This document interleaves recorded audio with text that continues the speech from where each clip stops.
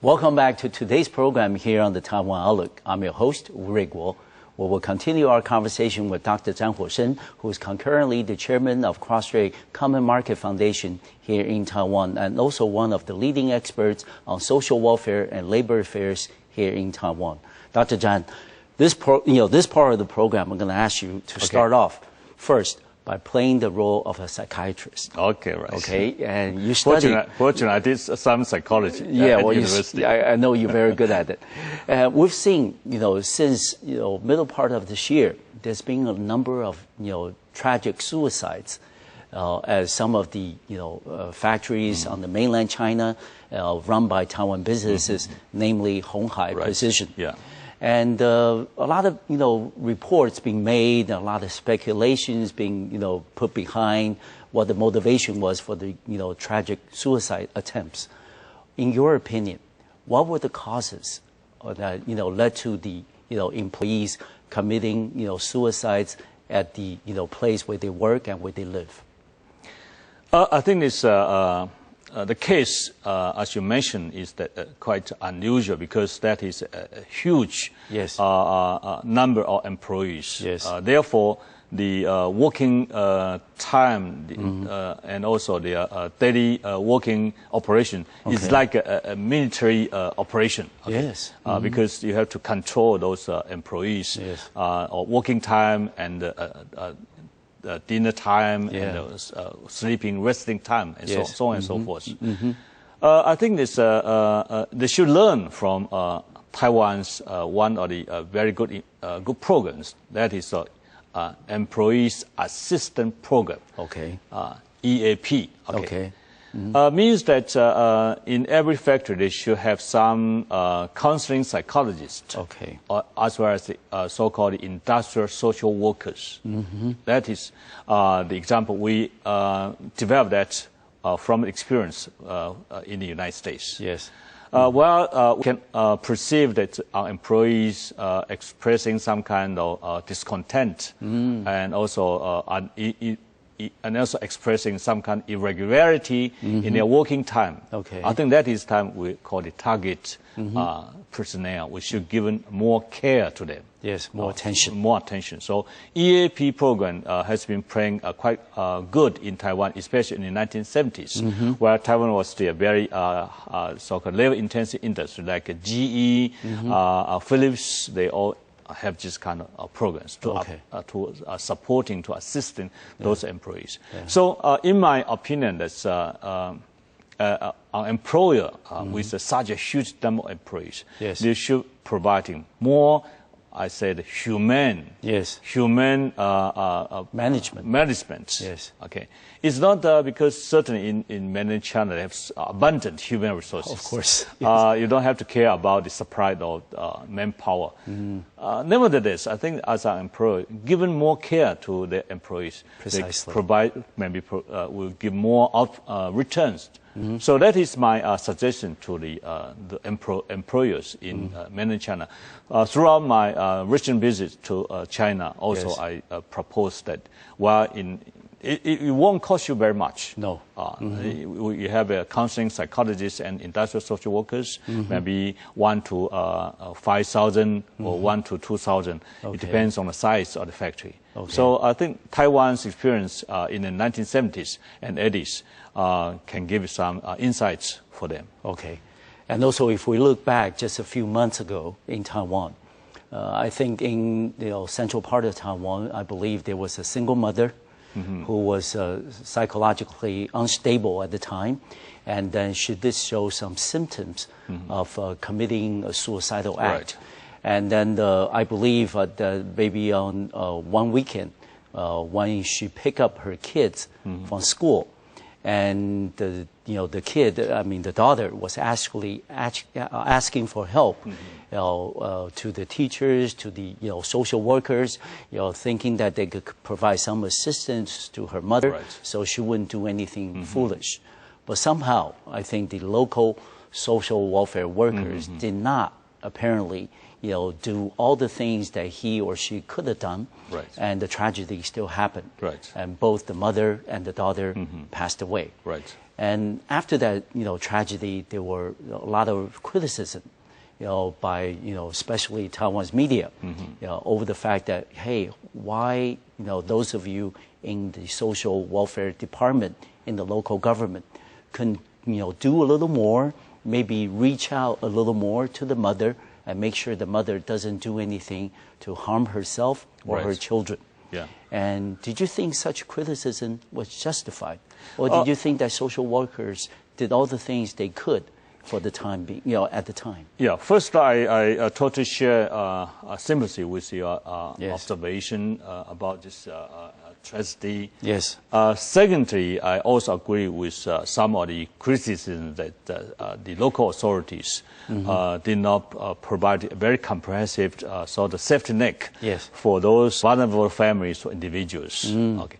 Due to two facts. Okay, two facts. Please. The first fact is that the lack of professionals, not only counseling professions, but also professional social workers, as compared to the United States, because everyone knows the United States better.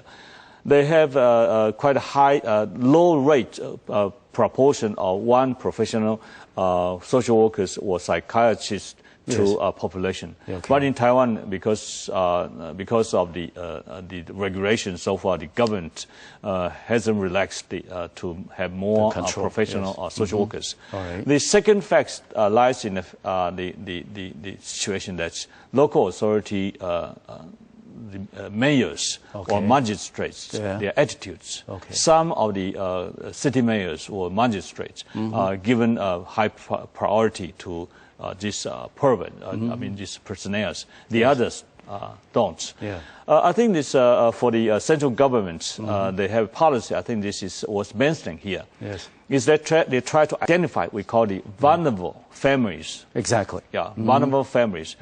For instance, with husband unemployed, or those addicted to alcoholism. Those families. Okay, so they give constant observation, say that, well, I pay visit to your family maybe once in a week or twice in a week, and see their family situation. If they need any assistance, then extra funds or resources will be provided. Exactly. I think this is what we have to do to give more priority to those vulnerable families. Maybe the household is unemployed or in long-term sickness, or those only sort of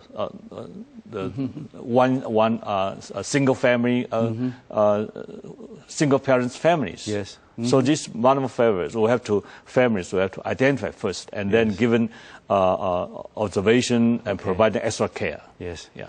And if you look at, the fact that last year we were just coming out of the financial recession, I suppose a lot of people, were, lay off on their work, and probably a lot of people spend a lot of time looking for, new job opportunities and things.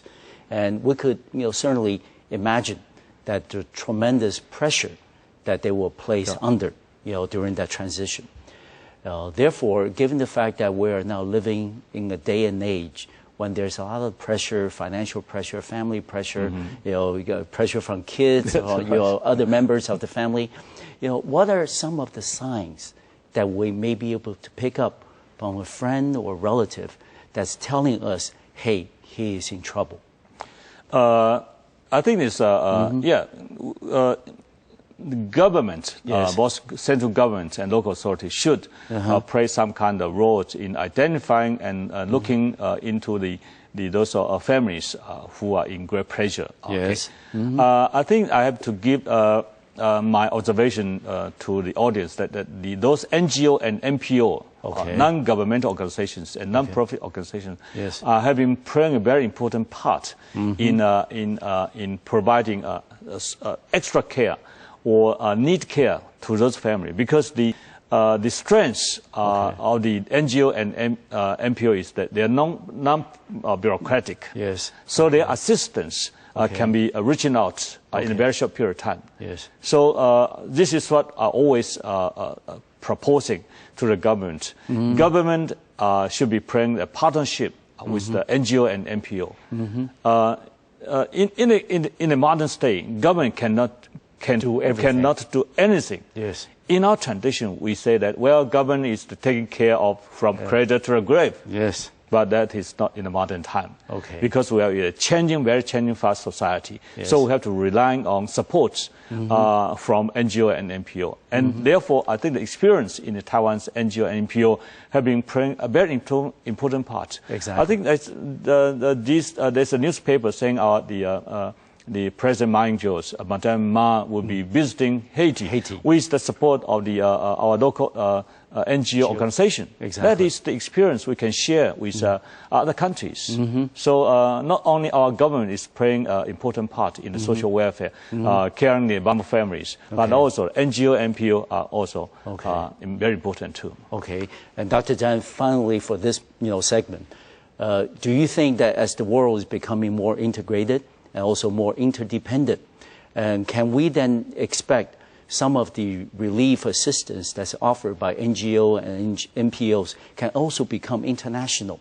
Because you mentioned, one of the better known examples we have in Taiwan is the Tzu Chi Foundation. Right. They just recently, a few weeks ago, being able to be founded in mainland China. Right. As one of the welfare foundations, welfare foundations in China today. Right. Do you think that effort can be continued and other NGOs can copy their success?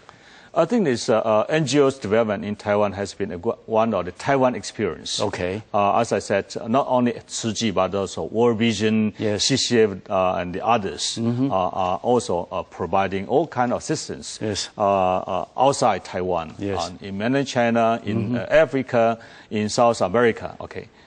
So this is the NGO is the true value about NGO is that everyone's their willingness. Yes. They want to help others. Yes. It's not for interest. No. Not for merit. No, not for benefits. Yeah. No. Not for benefits. Yes. They just want to help others. Yes. I think this is, we say, the Taiwan's value. Yes. When we are strong, values. we are good enough, we want to share with others. We offer the assistance to people around the world that are in need of assistance. Right. Yes. We're going to take another final break on our program, and when we come back, we'll continue our conversation with Dr. Chan Hou-Sheng. We're going to talk about his, other role as the chairman of the Cross-Straits Common Market Foundation. We'll be right back.